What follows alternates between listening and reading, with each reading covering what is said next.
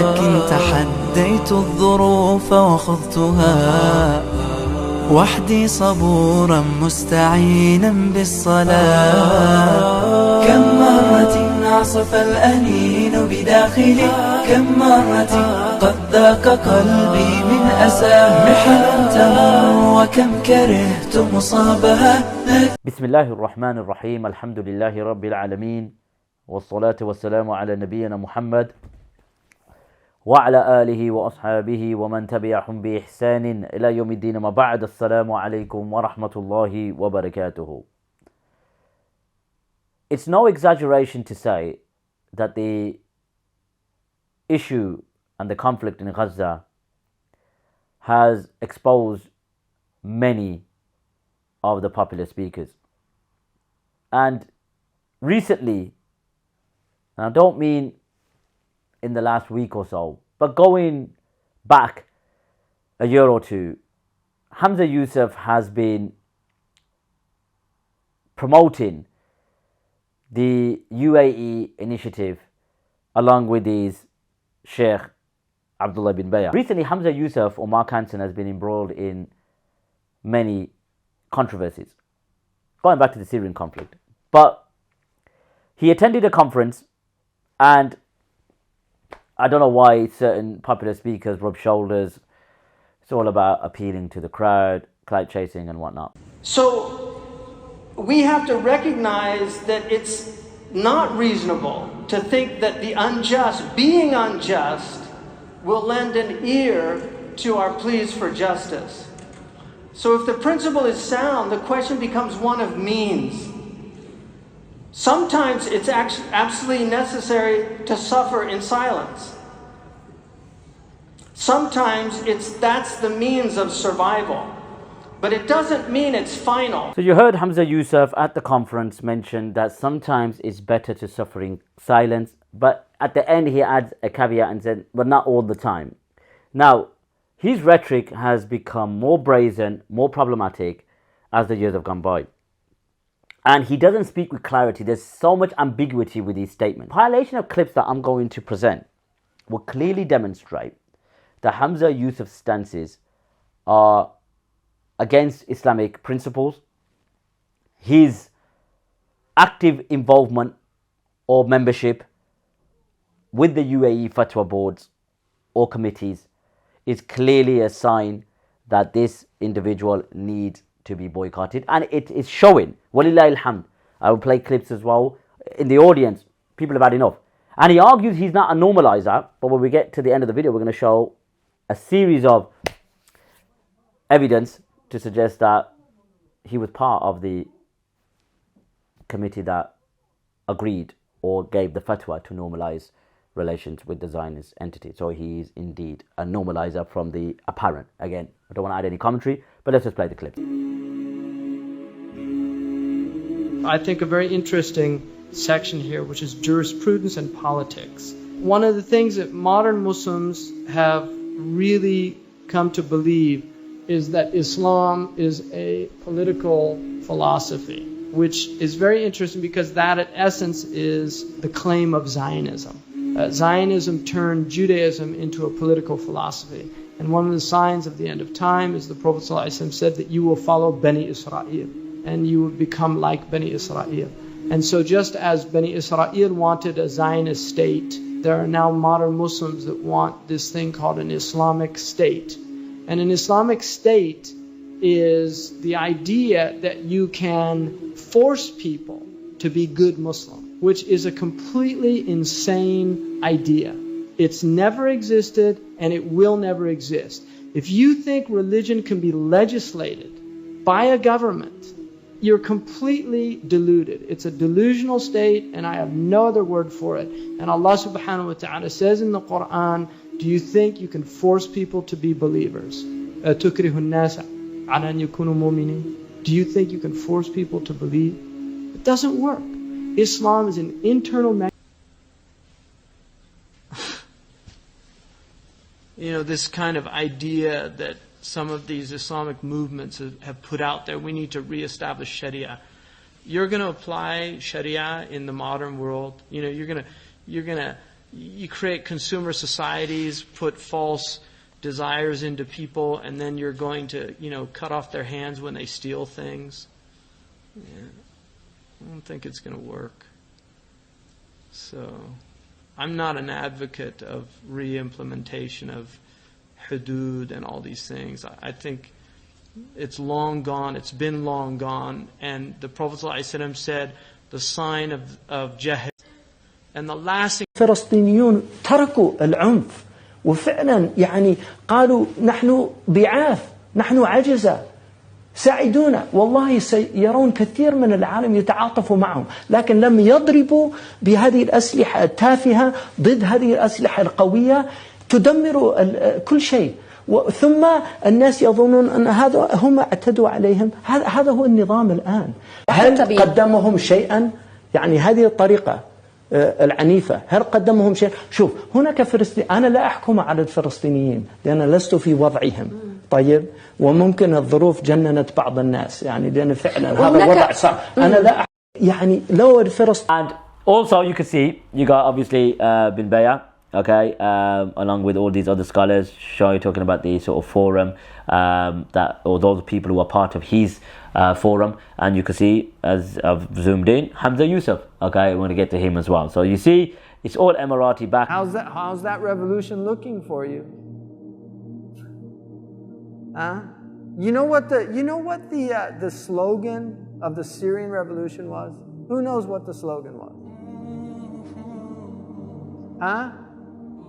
شعب سوري ما بنذل. The Syrian people will not be humiliated. That was their slogan. So it's important to note that Islam does not need a khilafah, and that's agreed upon, mujma' alayh. And the proof of it is the hadith in Sahih al-Bukhari of Hudayfa, كان الناس يسألون عن الخير فكنت أسأل عن الشر مخافة أن يدركني. People were asking about good, so I asked about evil out of fear I would see it. And at the end of the hadith, Hudayfa says, what should I do? Because he talks about there'd be these horrible people calling to hellfire, claiming to be from the Prophet. Du'atun ala abwab an-nar. Whoever answers them will get thrust into the hellfire. And these are these people now. And the Prophet ﷺ, Hudayfa said, what do I do? He said, Ilzam jama'at al-muslimin wa imamuhum. Cling to the group and the imam. And Hudayfa was a genius. He said, وَإِن لَمْ يَكُنْ لَهُمْ جَمَعَةٌ وَلَا imam. What if there's no group and no imam? And he said, إِذَنْ اِعْتَزِلَ الْفِرَقْ كُلَّهَا. Then avoid all the sects and just be on your own. He didn't say, no, you have to establish the khilafah. It's a fard kifaya, and if nobody's doing it, you have to do it. And that's in Sahih al-Bukhari. So don't be deluded by these people. You have good governance here. There's problems. I'm not stupid. Seriously, there's always going to be problems. Any government is going to have problems. But relative to other places, you have good governance. Trust me, I've been all over the world. You have good governance. Something that we can't do. But everything else we have to do by law. That's the Sharia. In the country of the United States, the Sharia is the Constitution of the United States. And that is what all of our scholars have said. Possible to share that spot and let them build a temple and still have a mosque? There's quite a bit of space on the actual Temple Mount, and the two mosques are there, but I don't think those extremists do not want to share. I would, that would be something where the Muslim scholars of that area would have to see what arrangements could be made. But if there are struggles going on, if there's, for example, struggles in the United States against black people being shot by the police, or in Canada on behalf of indigenous people, but a lot of them, Muslim communities be a lot of the problems in the United States with the black community being shot by the police, we have about 15,000, between 15 and 18,000 homicides a year. 50% are black on black crime, right? Literally, 50%. Okay, but you're not defending the treatment of unarmed black people by the police. No, you can't. An unarmed black person being shot, or a white, there are twice as many whites that have been shot by police, but nobody ever shows those videos. It's the assumption is the police are racist, and it's not It's always. not an assumption. We saw it in Ferguson. It's not We've always seen the the case. emails. We've seen It's the not documents. always the case, and I think it's very dangerous again to just broad stroke any police now that shoots a black is immediately considered a racist, and sometimes these are African American police We don't have officers. time to get into a whole debate about Well, that. I mean, it's all an I'm saying important is, debate though, because I think, you know. Listen to a compilation of clips that we've gathered showing un-Islamic stances from Hamza Yusuf. Now, normalizing relations with the Zionist entity. Walillahi alhamdu wa minna.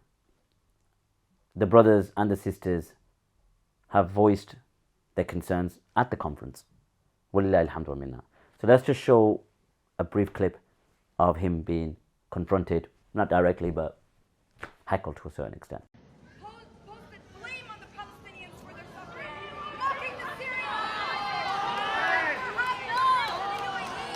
as a country commits tolerance. We do not agree with the normalizer. Somebody who agrees with normalization. Go out then. If you don't agree, just go out. There's the door. No, I'm not a normalizer. I don't have any. I've never normalized. Can you please ask to give respect to our dear Sheikh? He's a hypocrite! But I really believe that I have been misrepresented. So my good friends here that came with me from California are Palestinians. Yesterday, a man from Gaza actually came to me and just thanked me for helping him get his Islam back. So I know there's people. The test. Had it been a real emergency, you would have been notified. Somebody set off the alarm. The Muslims would not be silenced. And he argued, I'm not a normalizer. I'm not a normalizer. Okay. So can you explain when your sheikh, along with the fatwa board that you're part of, as you can see on screen. So as you can see on screen, we've got the members of the Forum for Promoting Peace in Muslim Societies, UAE backed, obviously. And you can see the betrayer, Abdullah bin Bayah, along with his student, Hamza Yusuf. So he's part of this committee, right? And as part of this committee, they agreed and gave the fatwa to normalize with the Zionist occupying entity. Furthermore, you're part of the UAE Council for Fatwa, Dr. Hamza Yusuf Hansen, and as you can see, he's the president of Zaytuna College in Berkeley, California, which is the first Islamic university in the United States, member of the UAE Council for Fatwa since 2018, co-chair and honorary president, Religion for Peace. Okay, so he's part of that as well. So as you can see on screen, Grand Mufti of Jerusalem resigns over UAE Peace Forum over false Israel statement. The Grand Mufti of Jerusalem resigned from the UAE-sponsored Forum for Promoting Peace in Muslim Societies, which you're part of, Hamza Yusuf, after he falsely put his name to a statement endorsing the UAE-Israel peace deal. Mufti Muhammad Hussain is the second member of the forum to resign after American activist Aisha Al-Adawi. But Sheikh Hamza Yusuf, the vice president of the forum, has not resigned even though he has dissociated himself from the statement, right? Hussein announced his resignation during a public news conference, Wafa news agency reported. Okay, in his statement, he said normalization is a stab in the back of Palestinians and Muslims and a betrayal for Muslim and Christian holy sites in Jerusalem. Ponder with me for a second. Hamza Yusuf is a vice chairman, right? Is a vice chairman from the organization that gave the green light for peace with the Zionist entity who have been occupying Palestine since 1967. I've been, a number of times. I've seen settlements expand over the 5 times that I've been, more settlements being built.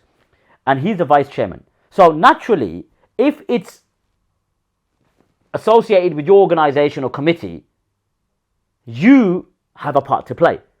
Now, he adds, and bringing it back to Hamza Yusuf now, Hamza Yusuf created a post on Facebook. According to Imam Shafi'i, words cannot be attributed to the one who has not spoken them. This is an important juristic principle. The recent reports alleging my political views were fabricated and erroneous. Okay, I do not engage in or endorse geopolitical strategies or treaties, but you're part of the fatwa board and vice president of that organization. My allegiance is and has always been with the oppressed people of Palestine, whether Muslim, Christian or otherwise. Anyone who says differently is a liar. The Quran reminds us, and the damnation of God is upon the liars. God is the judge and defender of the believer. I place my complete trust in him alone. There have always been articles and have been made false attributions about me and fabricated. Hamza Yusuf is using the qawl of Imam Shafi'i, لا ينسب إلى ساكت القول. That words cannot be attributed to the one that hasn't spoken them, right? And he's arguing, well, I'm with the Palestinians, etc., etc. You've seen the videos. You be the judge where Hamza Yusuf allegiances lie.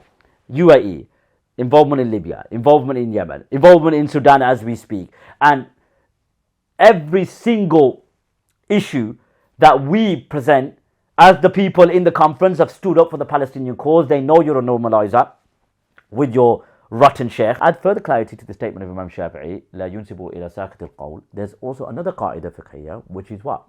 لكن سكوت في معرة الحاجة البيان. But silence in the time of need or necessity is a statement. So you piece everything together. Your statements regarding Syria, Sharia, all the statements, I can't even remember all of them, to be frank. But when Muslims, with their ghira for the deen of Allah subhanahu wa ta'ala, and the Muslims as a whole, as a ummah, they call you a normalizer and they voice their concerns and they are open, as per the hadith, مَنْ رَأَ مِنْكُمْ مُنْكَرًا فَلْيُغَيِّرْهُ بِالْيَدِ فَإِنْ لَمْ يَسْتَطِعْ فَبِلِسَانِهِ. Whoever sees something wrong should change it with his hand. If he can't change it with that, change it with his tongue. The ummah, or the brothers and the sisters in that conference, follow the hadith of the Prophet ﷺ. I would go as far as saying he is a betrayer to the ummah, he needs to be boycotted. To add, Amr Suleiman was there, who's a Palestinian. Yasser Qadi was there, and others, I don't know who exactly. The Awam were following the developments of Hamza Yusuf. They were fully aware of his atrocious stances and statements, and they voiced their concern and anger directly, and they pulled the fire alarm and did all sorts to, diffuse the situation. If the believers, right, and those who are public speakers, make our boycott apparent, that we don't want nothing to do with you. You're an obstacle. You're a betrayer. You're part of the UAE fatwa board. You're just, LARPing to their agenda. And you shun them. That will send a powerful message. Amr Suleiman, you're a Palestinian, right? You've been very apparent with your opposition against the Zionists and their war crimes in Gaza, which is brilliant. But sharing the platform of Hamza Yusuf, stance needs to be firm now. Like the brothers and sisters were vocal, yeah, you're a normalizer, shun you. We don't want nothing to do with you. That's how they will learn. May Allah disgrace those who betrayed the Palestinian cause. Hanson, are you really falling for the traps of the dirhams and the dinars? The UAE dirhams are very appealing. La ilaha illallah, fear Allah subhanahu wa ta'ala. We, at this point in time, need to boycott. We need to boycott Mark Hanson, Hamza Yusuf. Enough's enough now. Don't attend these events. Boycott is Zaytuna's college. Amr Suleiman, he let himself down. Don't mind sharing platforms with Hamza Yusuf. Then all I have to say is, it's superficial. Your support is superficial. So, it's a quick video. As I said before, the videos and all the issues, I haven't commented on them. But what I can say is that the brothers and sisters at the IRS conference, may Allah subhanahu wa ta'ala reward you immensely. This is what we need. We need to be vocal. And Amr bil Ma'ruf wa Nahy al Munkar is part of the deen. It's Qutb al-Din, as Ghazali said in Ihya. To take care of yourself, wa sallallahu alayhi wa sallam. ليس الغريب غريب الشام واليمن إن الغريب غريب اللحد والكفن إن الغريب له حق لغربته على المقيمين في الأوطان والسكن سفر بعيد وزاد لن يبلغني وقوتي ضعفت والموت يطلبني ما أحلم الله عني حيث أمهلني وقد تماديت في ذنبي ويسترني تمر ساعة